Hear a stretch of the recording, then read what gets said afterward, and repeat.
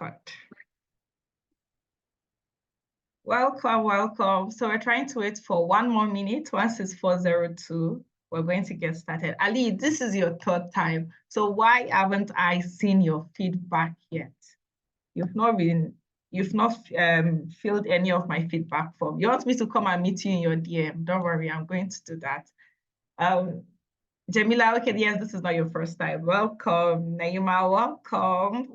Welcome. It's good to have you guys here. So we're going to be starting in a minute. Ali, you're laughing. Continue. Sani Waziri, welcome. Welcome. You're not a first timer. Welcome. Yeah. Sani, you two, you have not been giving me feedback. Why? Are we fighting? If you don't want me in your DM, then make sure you fill the feedback form today. I've always been filling the feedback forms. Even the last one, I think I did. Are you sure you're not using Anonymous? Anyways, I'm going to check that again. Thank you very much. Thanks for clarifying that. All right, I think we can get started. Let me share my screen. Let me share my screen.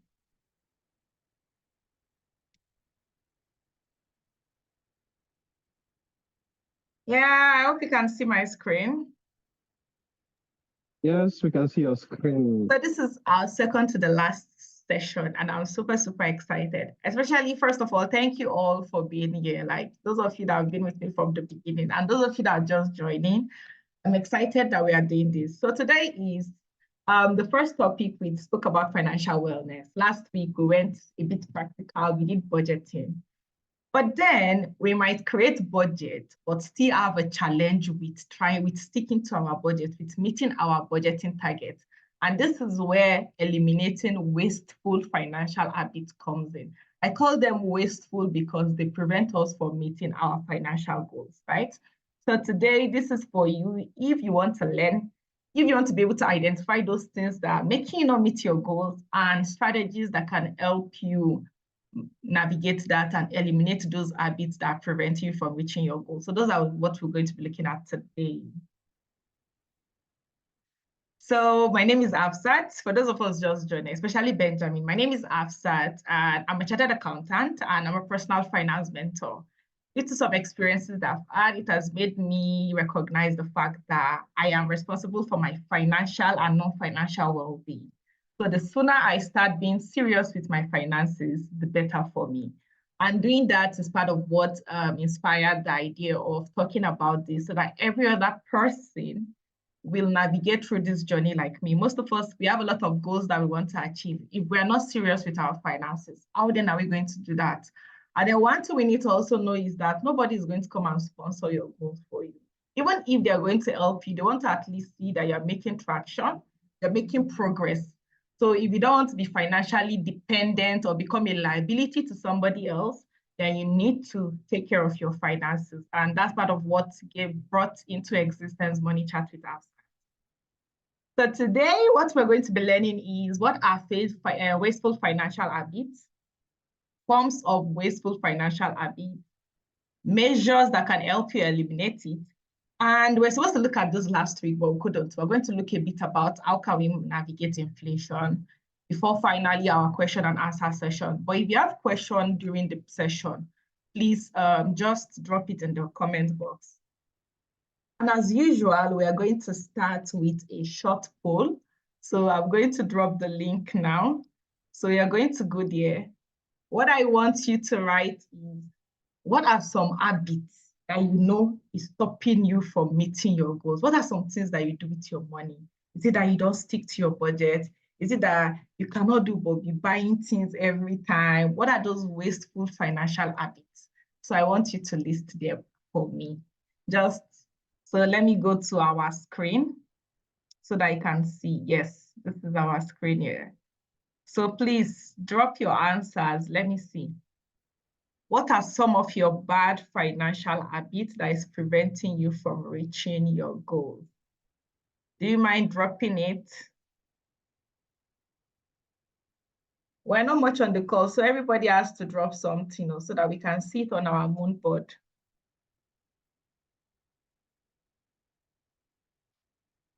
I am waiting.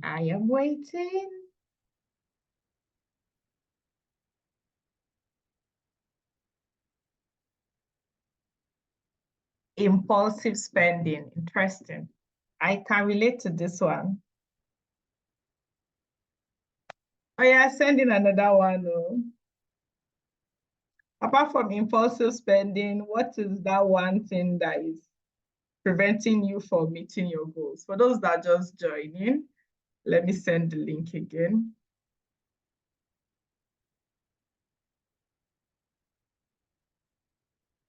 Discipline. Good. Too much debt. Yes, there is that one too. Too much debt is another one. Yes, impulsive spending. I need more entries now. I need more entries. I need more entries.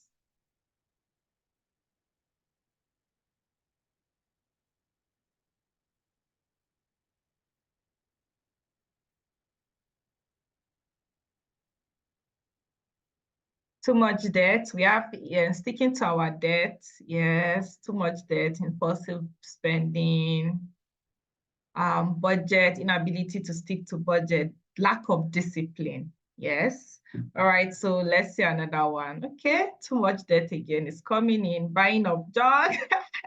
You don't know how to say no. Oh, thanks for writing that. Funny thing is, I actually omitted it on our slide, but we're going to talk about it. Not knowing how to say no. Yeah, the dangers of being a cheerful fee or a cheerful giver. I forgot to put this on our slide. Somebody should please remind me so that I can talk a bit on it. So now we are going to go back to our slide. Okay, let me see. What do we have again? Yes, it's debt. I don't know how to say no, impulsive spending. Okay, it's similar. It's the same thing. Thank you very much for doing this. Yeah, now let's go back to our slide. So all of those things we mentioned are, yes, they are wasteful financial habits. They are habits that at some point I navigated myself. Okay. Resume slideshow. Sorry, a minute.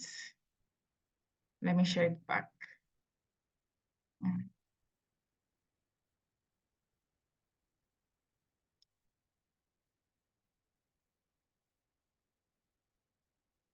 Yeah, we're together. So yes, all of these are actually wasteful financial habits. And if I want to like put it simply, wasteful habits are, they are referred to habits that keep you away from ticking your financial goals, basically. Yes. And some of these habits are like just the ones that we've already mentioned below, or buying junks, always borrowing money and all of that. So we're going to look at them in a bit. But some of the issue with wasteful financial habits is it will impact your financial wellness. You are going to be stable, unstable. So for instance, now you feel like, oh, you're financially stable. And then due to some of these habits, you find out that you are broke again. Maybe because you are borrowing too much or because you cannot live within your means. You find yourself going back into a financial mess. Another one is you're unable to achieve your financial goals. Most of the times we have budgets, we say that this is how we want to spend our money. But at the end of the month, because you're not disciplined, you will not meet that budget. And as a result, there might be, let's say, some important things that are on your list that you are supposed to achieve. You are unable to do that because you've used your money to do other things that you're not supposed to do. Another one is it can actually lead to financial stress and anxiety. So the thing is, you feel your money is not enough, but even the little that you are spending it on the things that do not make sense. Then how are you not going to be stressed? How are you not going to be anxious all of the time? So this is why it is a very, very bad thing. And we need to be very, very intentional about eliminating these habits. So the first one on the list that tops the list is what we call impulsive spending. So you see, impulsive spending is just simply put, you go to the market, you say you want to buy a certain item. But then you go to the market and your eyes start wandering, I think I need this. I think I should get this today. I think things that you did not plan for, things that you did not budget for, you just go to the market and you start buying them. That is called impulse. Like you're spending on impulse. Like the thing just comes to you, they're like, let me buy it. Or you're scrolling on Instagram and then you see something that looks very attractive. You don't think about it. That did you make provision for it? Did you not make provision for it? All you know is, yeah, check out. You've checked out.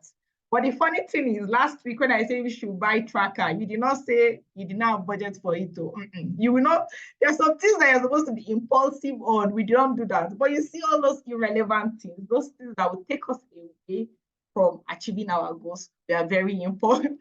We don't hesitate to do that. So some of the scenario is, let's say, buying a dress you come across in the market without making provision for it.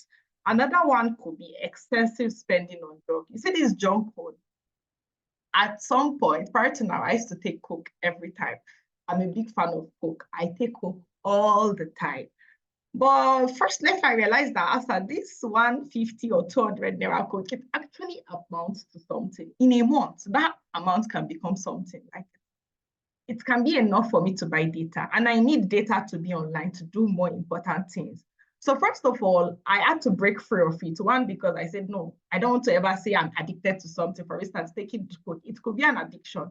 So because of that mental, or should I say part, I said, no, I want to stop taking it. But secondly, I said, I cannot be spending money irrationally like that, like just buying Coke all of the time. I think even if I'm going to buy a drink, maybe once in a week, maybe even drinks that are more better to my health, not just Coke, because gas was too much, it was beginning to affect me. And one of the things that happened to us here, we think those amounts are actually small. It's not, what is 150, what is 200? It's small. Is that 150 that can become something? You see GoFundMe, all those GoFundMe that they used to do for Big Brother housemates, that they'll come out, that they'll be putting 1,000. That 1,000 is what amounts to something. So we need to stop looking at the fact that it is small, it is just 150, just 1,000. They can become something. Another one is frivolous spending. So the thing about frivolous spending and impulse spending, they are a bit interwoven. But the thing about frivolous spending is now we are buying luxury items, the ones that are more expensive. So not just on impulse. This one can actually be in our budget. But the thing about it, is it something you actually need? Is it something within your means? So there's this thing about this, like life, you know what is like within your capacity, what you can afford and what you cannot afford. But when you start buying things that you cannot afford, that is when it starts becoming like a frivolous spending. For instance, I'm going to give you an example. I remember one time I visited someone I know, and then she spoke about how her sister got an iPhone. And then after buying the iPhone, what did she do? She went to buy like a pouch that will make the iPhone look like it's iPhone 12 or something. Why? If you have iPhone 7, stick to it. So those are the kind of things. First of all, you buy an expensive phone, but you still feel like that phone is not expensive enough. You still have to do some extra things to make it look. Just going outside, doing things that are unnecessary because you're what? You are trying to impress people around you, or because of peer pressure. So when you notice that you start buying some things, not because you need it, but because you want to feel among, because you want to pass on a narrative, oh, I am a big girl, oh, I am now a banker, oh, that is when it becomes frivolous spending. Another one is maybe splurging on expensive dinner and outings. It's okay for you to say you want to go on outings and lunch dates, but when you start doing it every week or every month, and you know truly that amount is significant. For instance, the 20,000 you spend on that, it can actually buy you provision of food stuff for like 2 weeks. Then why are you going to spend that in a day, in a location? Is it something within your means, or is it something that you are not yet at that stage? But the thing is, we don't realize that. We don't accept the fact that we are in a certain stage. We now start living above our means. So truth, by frivolous spending, you start finding that you are living above your means, which is very, very bad for your mental and financial well-being. Another one, again, is lifestyle inflation. So lifestyle inflation is, simply put, you're earning 75,000 naira, your money is enough for you. You can do the things that you need to. You can even maybe save 20,000 every month. But then God decided to answer your prayer. You get a job, there's a salary increment, there's this upgrade now, this life upgrade. Now, 200,000 is no longer enough to cover your bills. What just happened? There's a large extent that it is lifestyle inflation. Now, let me put myself as a practical example. I used to stay in Kano State, Nigeria, where the cost of living was very, very convenient, not expensive, it was comfortable. I was earning less than 100,000. But then after a while, I moved on to Lagos. I started earning more than 100,000. Now, the thing about Lagos is there is if the cost of things in Lagos is generally expensive, there is that one. What I'm going to spend on transportation was already doubled. My feeding was already doubled. But is there room? Is there like a profit margin? Let's say that your income minus your expenses, is there extra in between? Yes. But if I am not smart and intentional, you see that extra, it is going to diminish. So that upgrade that you got, instead of you to now be able to save more, invest more, do more things, you now realize that, it's like my bills is much. It's because you allow your bills to grow. That is why it is too much. There are bills that will grow and they are the ones that you can control. So lifestyle inflation is when you start spending more than you ought to, despite the fact that you just had an increase in salary. For instance, since last year when, let's say, fuel prices increased, everything started increasing, some people were fortunate enough to receive an increase in salary. But how many months did it take for that increase to salary to disappear? It's like it is of no use again. Yes, the economy will have its own influence, but lifestyle inflation also entered because now you feel like I can afford this. Now I can afford 2 handbags. I can afford 5 slippers. I can afford this. You start buying all of the unnecessary things that you did not need. Now, instead of your savings to increase, you now realize that it's your expenses that will keep increasing. And that is why no matter how you make up money, your expenses will keep increasing. I think 2 days ago, I also saw something like that on Instagram about people that are earning like 750,000. And that same person is complaining that I do not have enough money. I don't have savings. I don't have this. Oh. You know how many people are earning 750,000 in Nigeria? You're literally above average, but still your money is not enough. It is lifestyle inflation. And some of the contributors to this thing is you're unable to track your expenses. Some people don't know how to track their expenses. Before, you don't even know how much you need to survive. So now that your money have even increased, how will you know when you are not tracking it? Another one is the desire to live up to a certain standard. I'm now a big girl now. I'm not earning. I need to look like the money bag that I am. It might take a while. The thing is, it's stages. You don't necessarily, maybe because your income increased now, doesn't mean you should buy a car the next month or you should change your accommodation the next month. You might want to wait for a period of time to try and sort out some important things before you now start looking like that money bag that you ought to. And this is one of the things that make a lot of people stay financially unstable. You see a lot of working class, people earning 200,000, 500,000, but they don't have savings, but they don't have emergency fund, but they are financially unstable. It is largely because of lifestyle inflation. So this is one of the biggest wasteful habits that is keeping a lot of people from meeting their financial goal. I hope we're together. Are we together? Just drop a reaction or drop a message so that I can see it. Hello. Yes, we are together. Thank you very much. Thank you. Okay, yes. Yeah. So moving on is debt. I saw somebody wrote on that moon board, somebody wrote something about too much debt. Exactly. So when you're accumulating debt, it's actually another wasteful financial habit. Let me reshare my screen. It sees the bit. A second.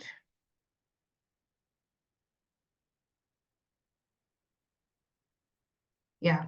So now accumulating debt is like you're relying on maybe credit card, loan. My sister borrow me this, please come and borrow me urgent 2K to fund your lifestyle. Now your income is not enough. What do? You start borrowing money all of the time, every time, month in, month out, you are borrowing money. So the bad thing about this is if care is not taken, you are going to accumulate too much debt. You that your income is maybe 100,000 every month or 200,000, now you have debt that is even probably more than that. And the thing about debt is when it gets too much, to even pay back, it becomes a challenge. Where do you want to start from? Where do you want to go from? So accumulating debt is one very bad financial habit that will stop you from taking your financial goals. Because you just keep borrowing money all the time. You borrow, it becomes a habit. That's the thing about most of these things. They become an habit. You don't know how to stop. You're always spending impulsively. You're always buying things that you do not need. Now you're borrowing money. Any small issue like this, you're already picking up your phone to ask the next person, please come and borrow me money. Please, I need this. So it becomes an habit and it becomes a vicious cycle, a pattern that you need to break free of if you want to move forward. Some of the contributors to this stage is your inability to live below your mean. If your expense is more than your income, that is a wake-up call. You need to increase your income. You need to find a way to make sure that your expense is below it. But as long as your expense is above your income, then it will be very, very difficult for you to not pick up your phone and call the next person when you're in a financial situation. Another thing that we are prone to do is we spend on liabilities. So liabilities are those things that will strain you financially. Yes, they are not really adding value to you, or you're not getting maybe benefit from it. Now, to clarify, this is also like in line with frivolous spending. Now, you go and borrow money.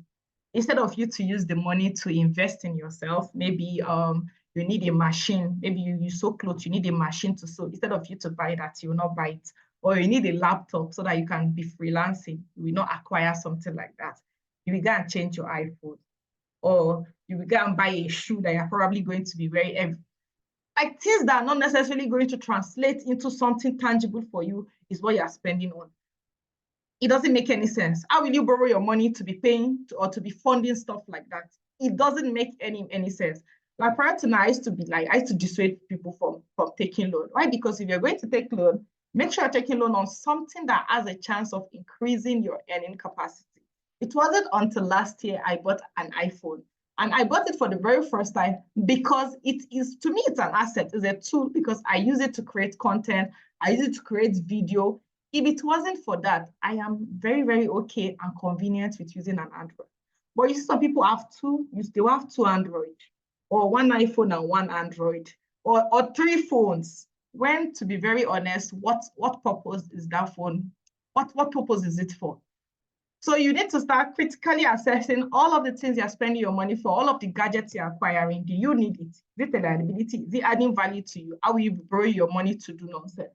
So things that are not necessarily important to you is what you're spending your money on.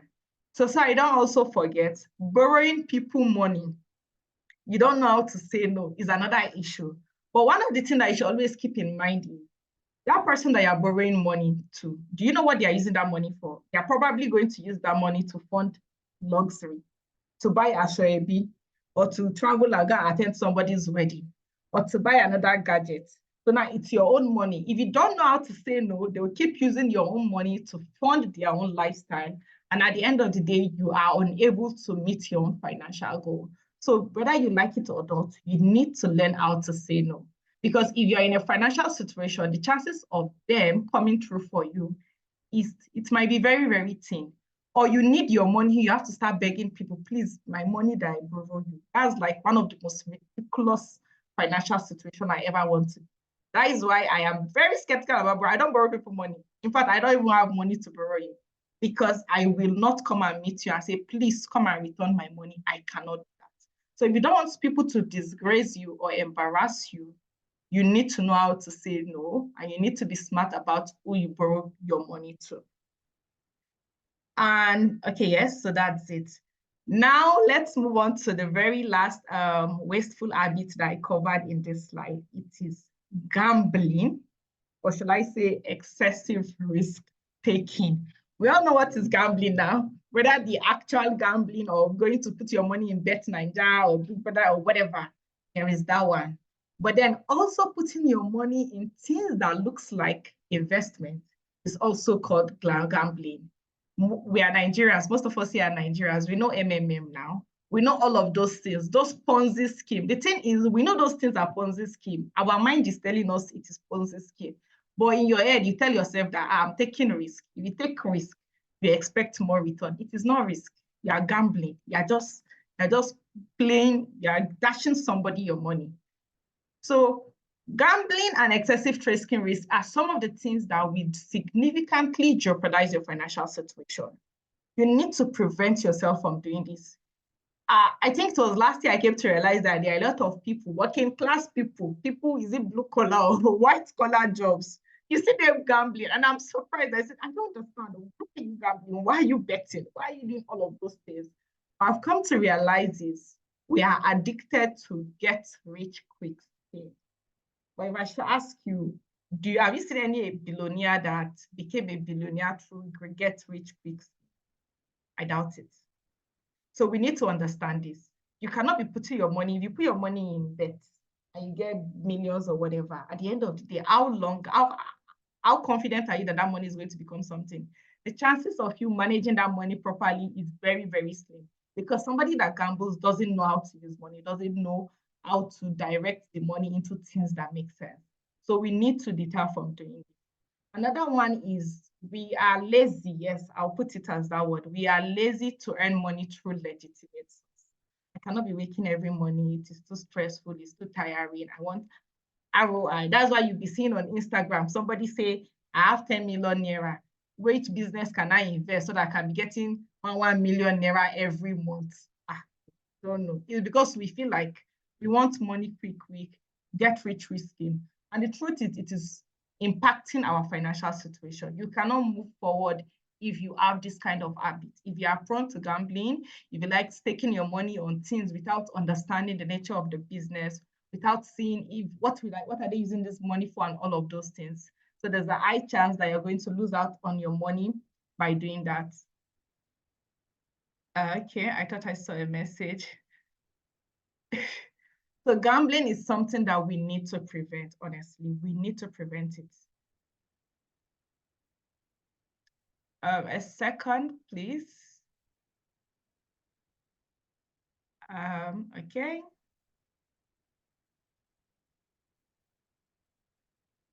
So speaking of loan, there is this quote from The Richest Man in Babylon. They say youth is ambitious. Youth will take shortcuts to wealth and the desirable things which it stand. To secure wealth quickly, you often borrow unwisely. So this is speaking to excessive debt and gambling and all of that. The thing is, as youth, we are all hasty. We want to make money quick, shortcut, or we just want to make money quick. But in reality, it doesn't work that way. It doesn't work that way. There are a lot of billionaires out there, business owner. We see their stories. We see where they started from, how long it took there. So if you think you can just borrow one heap of money and start a business and expect that business to become the next best thing the next day, it's not feasible. So you have to be very, very realistic. Don't because of you are very, very ambitious, you now start taking excessive risk or trying to find every means possible. If you are looking for, at the end of the day, it is illegitimate ways you start finding yourself. And you don't want that.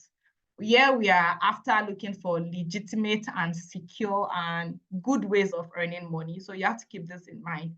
Don't allow your ambition push you too much. Don't start making risky and things that do not make sense just because you're trying to make money. So since we've identified our wasteful financial habit, we should also look at some of our triggers. I know I've mentioned some of them before, but one of the things that make us indulge in this is because of peer pressure, honestly, and societal pressure. We just want to be among, you want to be known as you're big. I think another thing is social media, yes. Influencers, we see all of their lifestyle. We feel like, why can't I be the one? I want to do this, I want to do that one. No, me too, I must have money. I want to go and buy car. I want to. So those kind of things, they don't make you follow what you're supposed to do the right way, or they don't make you appreciate the effort that you're putting in your life. And then you start taking on excessive risk or indulging in things that will jeopardize your financial situation even more. Another one is lack of discipline. To be very honest, when it comes to personal finance, you need to be your biggest motivator. You need to be very, very disciplined. I remember I put on a post on LinkedIn today. I was talking about the fact that if you have never received a demeaning remark, then I don't think you are doing well with your money. If somebody have not called you stingy before, then you are not financially disciplined. They need to tell you that you're stingy. Yes. If they say that you're stingy, that is it. See, I've been in situations whereby people like, I want to go and order food. I said, I don't understand. I have food in my house. We can't eat when I get. Don't let what they are saying get into you, because your colleagues are telling you to go and order lunch, or you should let's go out, doesn't mean you should follow them to and do. Or if you're going to go there, make sure you already know that you're going with a budget or not. So you need to be very, very disciplined. Let people say whatever they want to say. It is your goals, it is your future. So you need to be very, very disciplined. Another one is you cannot be checking Jumia every day and AliExpress every day and not think that you're going to spend impulsively. It is not possible. Let us be very, very frank. You cannot be going window shopping. So people say when they are stressed, they like window shopping. If you do window shopping, you will do the shopping and then you buy something. And then at the end of the day, you call your brother, please come and borrow me money. I will pay you month end. That is how it continues. So another one is the desire to seek approval from others. Yes, it's one of the reasons why we indulge in this wasteful financial habit. Also because we want people to notice that I have money, or I've changed my wardrobe, or I can afford this. You're not doing it for yourself. You're doing it for the people around you. You want to make a statement. If you are spending because of that, if that is the narrative that your spending is giving, then my dear, you're in a long team. So you have to prevent that, honestly. Sorry, I'm seeing some comments. We're going to look at that. Window shopping, I'm not saying window shopping is not allowed though. It is, but are you disciplined enough to window shop and add it to your budget for next month or next month? Or are you going to check it and then you're tempted to buy it immediately, automatically? So is it something you've budgeted for, or it's something you've not budgeted for? So I don't know why our slide is always hanging, but you guys will bear with me.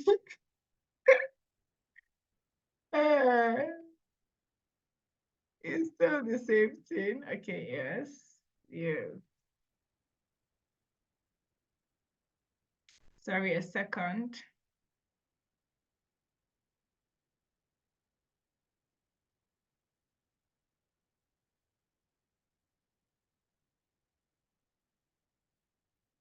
Okay.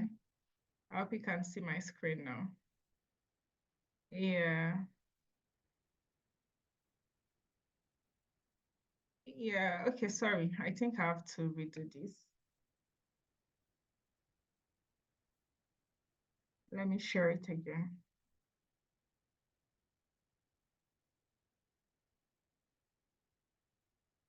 Okay, so I hope you can see my screen now.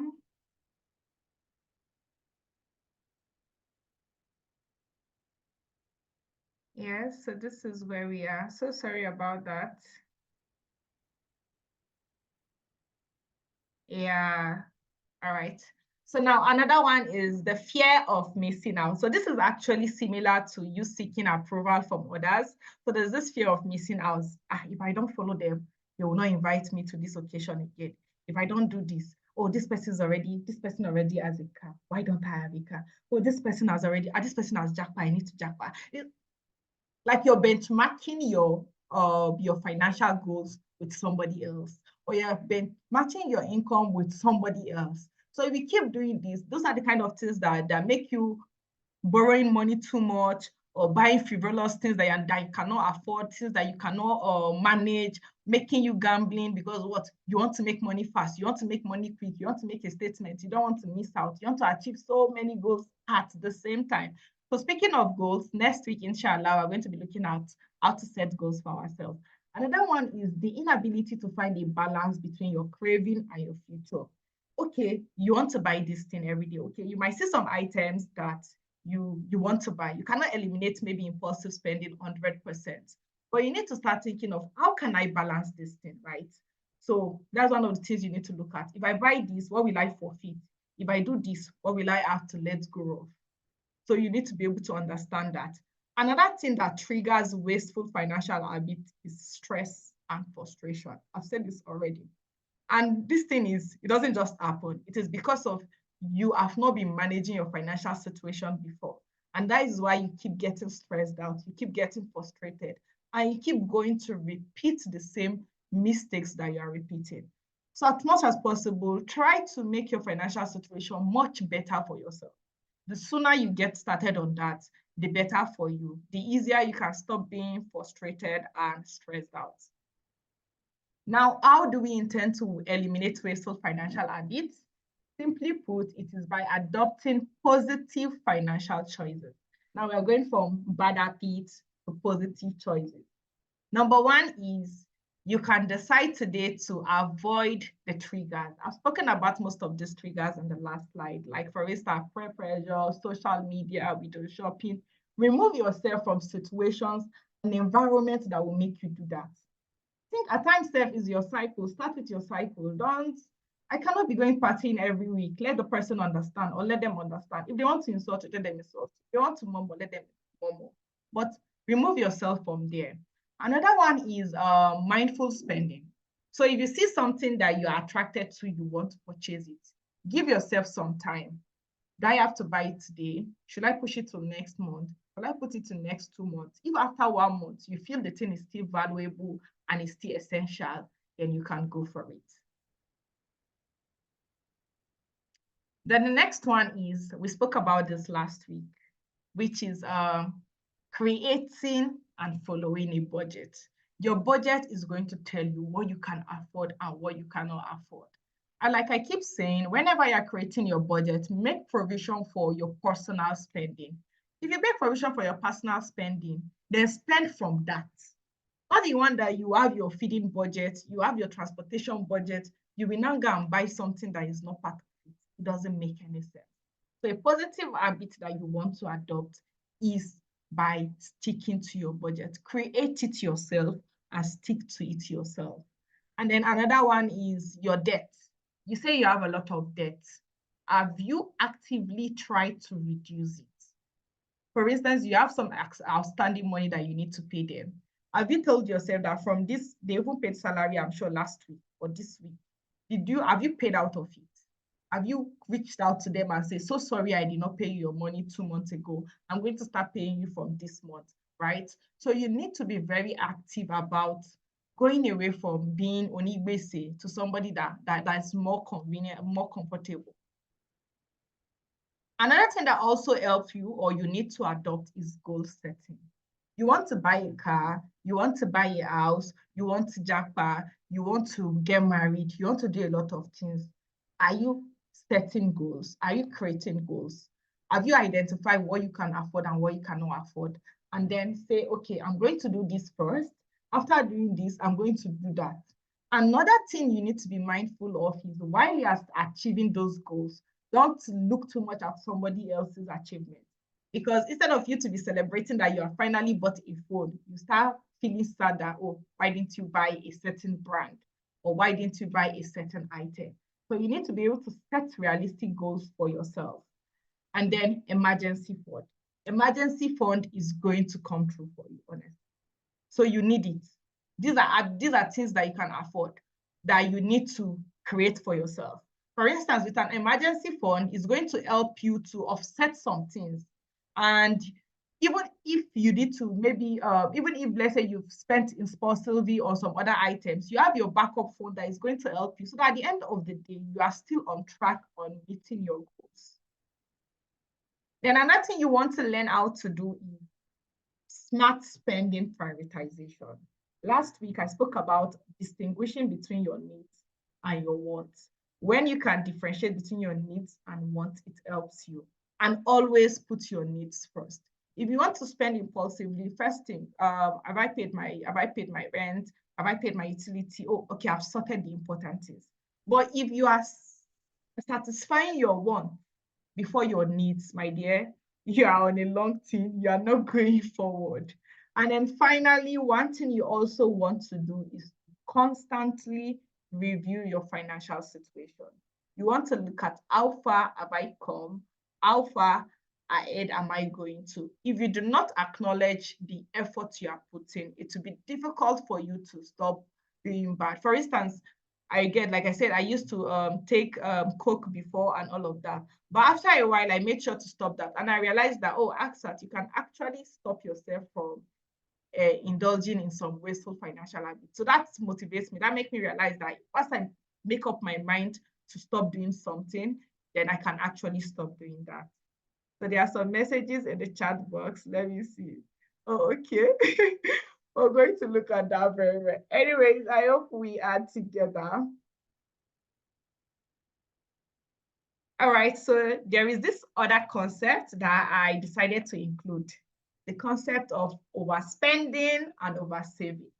They are kind of like extreme. They are two extreme that it is important for you to identify that they are extreme so that you can know that you can caution yourself against becoming an overspender or an oversaving. So what do I mean by overspender? So an overspender is somebody that literally just prioritize immediate gratification, right?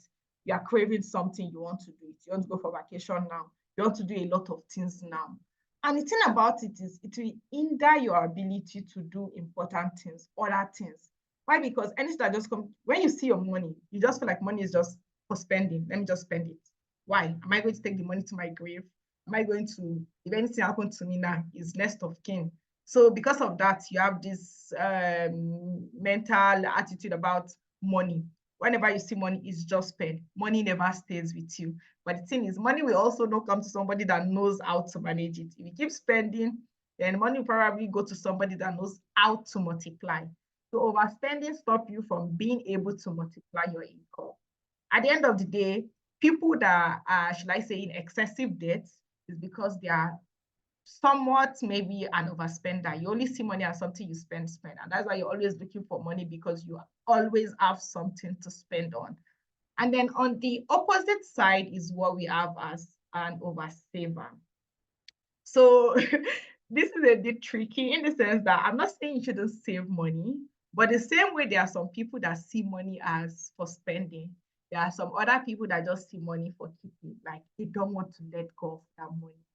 And it could actually be because of the situation, maybe your environment, you had some difficult financial moment, and as a result, you are too afraid to let go of money. As a result, you become, let's say, you demonstrate excessive frugality and you are reluctant to spend. It's mostly because maybe you are driven by fear and uncertainty. It is okay. The world is uncertain, there are a lot of risk, but you cannot stick onto your money too much. If you stick onto it, it's not going to really multiply. It's not going to multiply in your bank account or under your bed. You have to allow that money to breathe some air at times, right? So I'm not saying you should spend it too much, but you want to look for ways to invest that money. By holding on to that money, it's not going to multiply it. You're either injecting it into a business, injecting it into an investment. So one of the problem here with oversaver is you don't know when it's time for you to start using that money to do other important things, right?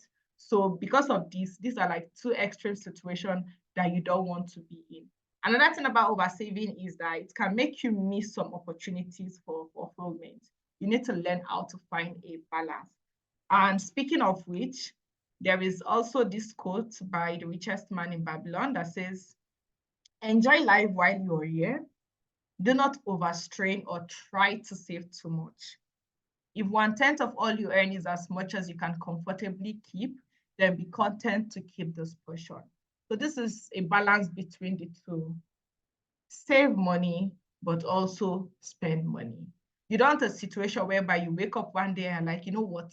Maybe you just had a realization and you're like, let me even spend my money, and then you start spending it recklessly. There are situations like, see, I've experienced that. I think there was one time that I was saving money and then I was like, I cannot keep myself. I just felt somehow and I literally removed that money and used it to do something. It took a while for me to now stabilize and like, no, you shouldn't have done this, you shouldn't have done that, and all of that.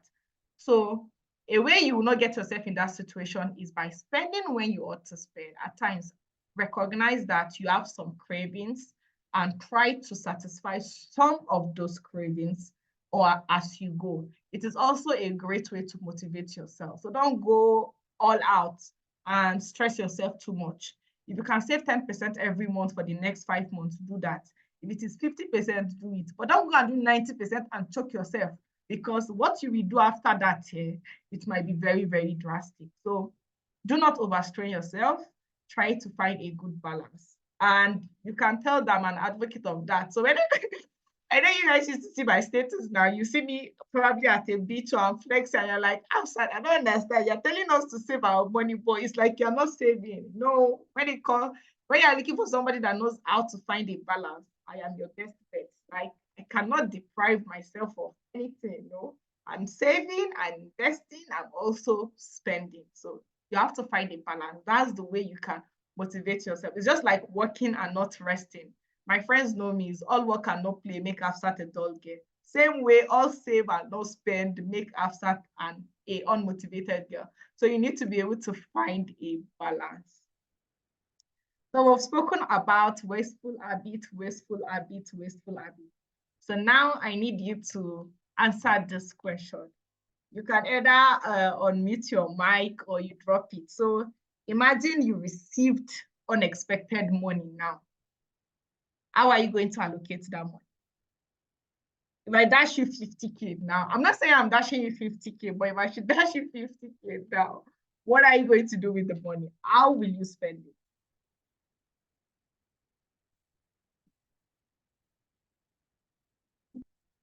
I'm not seeing your response now. Drop it in the group chats, or you can just unmute your mic. I'd like to hear somebody else's voice.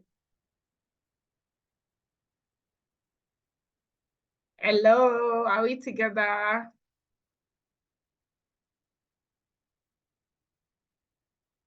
Oh yeah, you guys now. I'll call out Demo. Jamila. I'm here. I have question, but I'm on transit or in transit. Okay, no problem, no problem. So Amina is here. Elizabeth, if you get 50,000 naira now, how are you going to allocate them? Just a simple answer now, just maybe in one word. What are you going to do? Are you going to spend it? Are you going to save it? Are you going to invest it? What are you going to do with the money?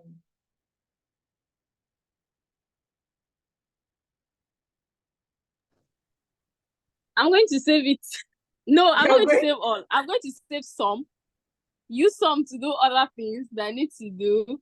And yes, I'll just save. I'll just save some. other Most things of the like money. what is Let that me say other I'll thing? save like 30K and then I'll use 20K to run some things that Run I've been some. trying to do. I mean, now what are you running? Okay, that Yes, to do some things. It is skincare, it is to buy things that are actually needed. Like, like there's some things that you need, but you're just pushing it. Or it has to work with my budget, my monthly budget. So if you just get Yeah. money, somebody dashed you money, of course you want to do that. So I'm going to save like 30K and then I'll just use that 20K to buy the things that I need. So that when my money comes, I can now use it for another thing again. That's the Okay. trick. That makes sense. That makes sense. I've seen your responses. Ali, to reduce your credit card loan. Oh, allocate based on present needs. Yes, you invest 60%. I swear to God. Okay, my head is swelling. I'm proud of my students. Now I'm proud of you guys. Like you guys gave me the exact responses that I am looking for. So that is just it, honestly. So let me share my slide again. That is exactly what is on my slide. Because prior to now, most of us, what we want to do is when the money comes, we just, extra money. Extra money means spend the money or flex. But that is not supposed to be the case all the time. When you receive an unplanned money, one of the things that you want to do is to offset outstanding loan. So Ali, you got this one. Another one is you might want to use that money to set up your buffer savings. So it's just like maybe you're investing it or you're saving it. Like you just carry a portion and say, oh, this money, I'm going to start using it to be any extra money I see, I'll just push it as my emergency fund. But then finally, which is what most of us mentioned, we will apportion it between our desire and our needs. And that works best, honestly. That is very, very good. So just try as much as possible to not just spend everything. Try to apportion, even if it's 50-50 you want to do or 30-20, but just make sure that all of that money is not for flexing. So this is our final part that we're going to be looking at. We couldn't do that last week. So this is just brief tips on how to navigate inflation because we are in a highly inflated economy. The price of everything is very difficult. How can we manage this? Number one is we're always spending on food. So the first thing you want to do when it comes to feeding cost is try to look for ways to cut down on it. By what? At times, it could be buying in bulk. Instead of buying every month, you might want to buy every 3 months or every 4 months. It's something that I and my friend used to adopt before. It's something that is very, very feasible, very convenient. And then haggle as much as possible, especially when it comes to clothing, right? Haggle, try to get the best price. Then the next thing you want to do is black tax. No matter what, whether economy is bad or not, you will send money home. So send money home in a very sustainable way. For instance, instead of sending money to your siblings every time, you can also make them understand that, see, after a while, is there a course that you like that you want me to enroll you in? You're making them start on, especially the ones that are of age.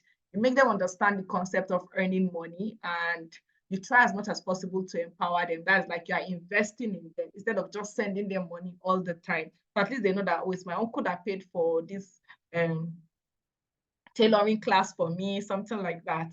Then you could be sending money maybe occasionally, and then other times you want to maybe get those items that they need for them. So for instance, you might want to maybe buy some food items in bulk. Those are ways that can give you time, space some time for you. Because for instance, 30,000 every month doesn't make sense, but 30,000 or 50,000 every 3 months might make more sense, right? So another one is to subscribe to health plan. So the way everything is, the prices of medicine is now very, very expensive and pricey. I've been seeing the prices. It doesn't make any sense. One of the things that can help you is health insurance, because most times if it's just minor sickness and all of that, they can also give you drug in the hospital. So you want to opt for this. This will help you. And then wasteful habits is very, very important in this period. You cannot be spending money anyhow when the economy is bad, when the economy is not friendly. So you need to eliminate wasteful habits, habits that will make you lose the money that you're supposed to be managing. Avoid it, honestly. Then it is your responsibility to protect your money in this period. The fact that the economy is bad, there are a lot of people that are outside looking for who to exploit, who to eat their money. So be careful to not fall victim for scams and Ponzi scheme, right? So that is another way you can manage or mitigate the impact. Inflation is going to be there, but how will you stop yourself from making more than necessary loss is by doing this thing. And also save in ways you can generate modest return. You cannot be saving under your bed or maybe in your bank account. Your bank account can be maybe, most of the bank accounts we call savings. They're not savings accounts, they are transaction accounts. Money is coming, is going out. Money is coming, is going out. So that interest, you cannot really get it. Except maybe you have a dedicated bank account that you keep the money on. That's where you can really get your interest on it. Or for instance, RiceVest, PiggyVest, they are very good examples. They are one of the best tools that I use. PiggyVest, for instance, there are some short-term investments that you can see there. They give, let's say, 15% return, 20 if I'm not mistaken. So those are better ways for you to save your money. They are more exciting and enticing. On RiceVest, they even invest in, you can save in dollars or stuff like that on those kind of apps. So instead of just putting your money where it will be entirely idle, put it in profitable ventures that you can generate interest on. Then, so I finally covered it in my slide. I thought it was not there. Be a smart, cheerful giver. Yes. Avoid taking on people's problem. Because you are trying to help somebody, you will not carry their responsibility and put it on your head. Avoid that as much as possible. It's your responsibility to educate them. It's your responsibility to make them understand that they need to be doing better with their money. If you have, give. Make provision for how much you will be giving. Not the one that will just call you and like, oh yeah, send your account number. They will not pay you back. They will not pay you back. So be smart about it. Don't allow somebody else to jeopardize your own financial situation. And then finally, seek out low-cost ways to finance capital expenditure. So now you'll be like, how am I supposed to, with the way inflation is, how will I save for certain items? By the time I finish saving, the thing is already very expensive and all of that. So you don't necessarily have to save all of this money. It is in times like this that it is now reasonable for you to maybe take out a loan if it's for an investment, or maybe reach out to family. For instance, if I want to pay for a course and I know the price is maybe priced in dollar, I can reach out to my sister to borrow me the money and pay for it. Then later I pay her because there's no cost. She's not going to charge me interest or something like that. Aja too is low cost. maybe you are number one or number two, you collect the money, you do the things that you need to do, and then you start paying back small. So instead of you saving, by the time you save for 5 months, 6 months, the money have lost value you get. So find low cost way that you can use to finance your capital expenditure. So these are just practical and adoptable tips that you can put in place to mitigate the impact of inflation. So this actually brings us to the end of today's webinar. But then if you are still unsure about where to start on your financial journey, we're going to be having our fourth webinar. I am super excited. We're going to be having our fourth session next week. I'm going to be talking about how to set goals, how to break them down into short-term, long-term, and medium-term goals, and the way forward for us. So yeah, saying thank you for Ramadan. Yes, please. Thank you, because it's Ramadan that inspired these webinar sessions, right? Piggyverse is also helpful. I am glad. So yes, please, now is time for our questions and answers. But before we go, last week I spoke about getting a budget tracker, but a lot of us are yet to do that, honestly. So after this webinars, it is going back to default price of 10,000 Naira. So if you need a money tracker, I'm going to drop the link on the WhatsApp group chat so that you can purchase it.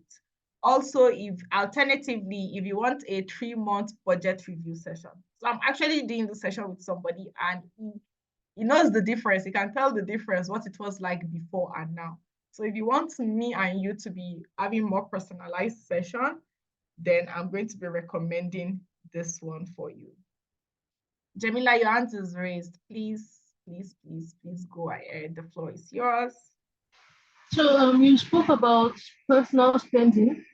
So Yes. we want to budget for ourselves. Like we have to keep aside money for personal spending and then transport and feeding.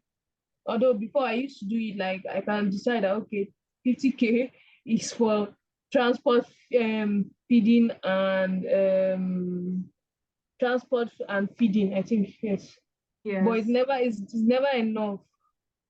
It's never enough for me. Then yeah, because at the end of the day, I end up spending from it. So I always I always have this problem. Are you saying your transportation budget is not enough? Yeah, like I didn't know that I was meant to keep aside personal spending money. So what I do is I only keep for transport and feeding.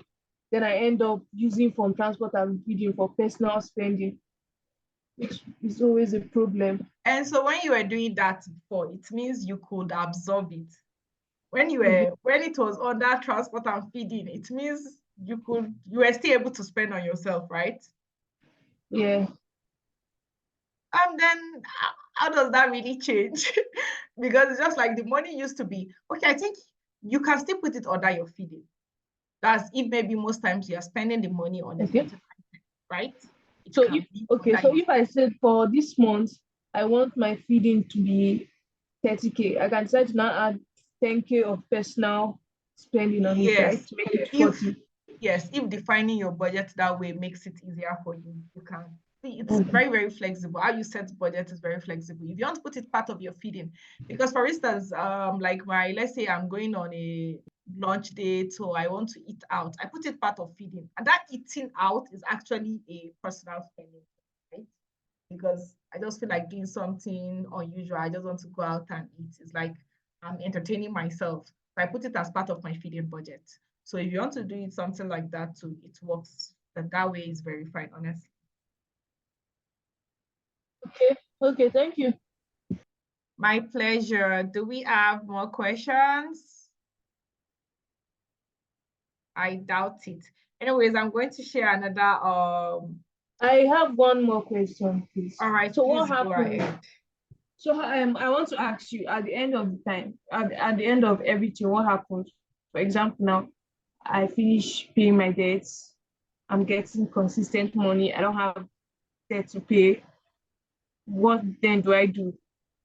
Then you can begin to invest. Okay. But the thing about it is, once you no longer have debt, you feel much better. You're in a better financial situation. Being in a better financial situation means that you can handle any maybe financial issues that might arise or opportunities that might present itself, right? So for instance, you don't have debt. As a result, now you have savings about 200,000 or 300,000. There could be a course that you see that you're interested in doing. Now you can afford to do that. But there could be an investment that comes up, or maybe you know somebody that wants to start a business and you don't mind maybe bringing up capital for the person is going to pay you maybe 20,000 monthly or something like that. So because you have that money, you can take on opportunities. Also, it means you can begin to start investing your money. Oh, now that I am financially stable, I feel better. I can handle any situation that comes. I am not glued to something, or I'm afraid of taking risk. For instance, most of us probably do not maybe like where we are working and stuff like that. But because of financial reasons, you feel like you cannot live there. I cannot. I have to work with them. I have to work under a shitty boss. Or I have to do this. You don't want that. So it gives you room to make decisions without everything just being financials. So for instance, you could have job opportunities. I think just last week I was chatting with somebody that was trying to make a decision. He had 2 job opportunities and doesn't really know which one to go for. At the end of the day, I was like, you know what, remove the money. Let's look at the prospects, this one, that one. So he's in a situation whereby he can disregard the money. That's why he disregarded the money. And then the money was now the final deciding factor. But if he wasn't in a situation whereby he cannot ignore that money, the money is the reason why he's going to enter into maybe an environment that doesn't really make sense, right? So it empowers you. Not being in debt, being stable, having safety net and all of that actually empowers you to be able to do it. So don't forget to purchase your money tracker. I'm going to upload it on the group chat if you're yet to. I also dropped the link for the feedback. And so please give me feedback. If you want to see me here next week, leave a feedback. So thank you all very much for being here. I really enjoyed the session with you guys.